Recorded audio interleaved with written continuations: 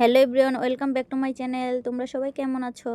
আর তোমাদের সরস্বতী পূজা কেমন কাটলো আমাকে অবশ্যই কমেন্ট করে জানিও। আর আমার কেমন কাটলো আমি তোমাদের সাথে একটু শেয়ার করলাম। আমারও সরস্বতী পুজো খুব ভালো কেটেছে। আর আমি সকালবেলায় ঘুম থেকে উঠে একটু কাজ টাজ সেরে আমি আমার কৃষ্ণ ঠাকুরকে পুজো দিয়ে নিলাম, লাড্ডু দিয়ে পুজো দিয়েছিলাম। সেদিন কোনো ফুল টুল পাইনি, পুজো ছিল তো তাই। আর তারপর একটু চষি রান্না করে নিলাম। চষি রান্না করেই তারপর বেরিয়ে পড়লাম মেয়েকে নিয়ে। প্রথমেই আমরা মুন্সিগঞ্জের হরগঙ্গা কলেজে গিয়েছিলাম, সেখানে পুজো হচ্ছে আর খুব সুন্দর, খুবই ভালো লেগেছিল। আর কলেজটাও খুব সুন্দর। আর পুকুর পাড়েই সাথে এই পুজোটা হয়েছিল, কিন্তু এই পুজোটা হয়েছিল অনেক লোকজন হয়েছিল। কলেজটা পুরো ঘুরে দেখার সময় পাইনি, তাই আমরা চলে এসেছিলাম। কারণ আমাদের এখানেও মন্দিরে পুজো হয়, সেখানে আবার চলে এসেছি।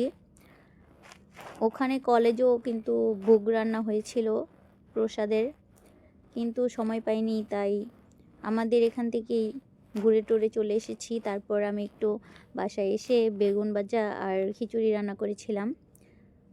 আর খিচুড়িটা কিন্তু ভালো হয়েছিল খুব খেতে।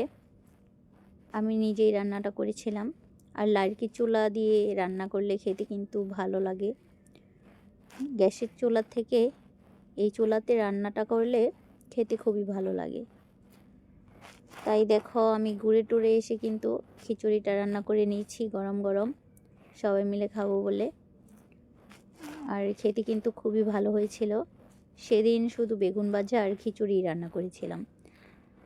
আমার খিচুড়ি দিয়ে বেগুন ভাজাটা দিয়ে খেতে বেশি ভালো লাগে। কোনো রসা বা কোনো সবজি দিয়ে কোনো কিছু করিনি, আমি বেগুন ভাজা দিয়ে খেয়ে নিয়েছি। সবাই বেগুন ভাজা দিয়ে খেয়ে নিয়েছি। খিচুড়িটা খুব ভালো হয়েছিল। আর নিরামিষ দিনে এই খিচুড়ি খেতে খুবই ভালো লাগে। আবার রাতে তো পুজোর সময় আমরা ঘুরতে বের হয়ে গিয়েছিলাম। এই পিচ্ছিটা হয়েছে আমার তানুবাই।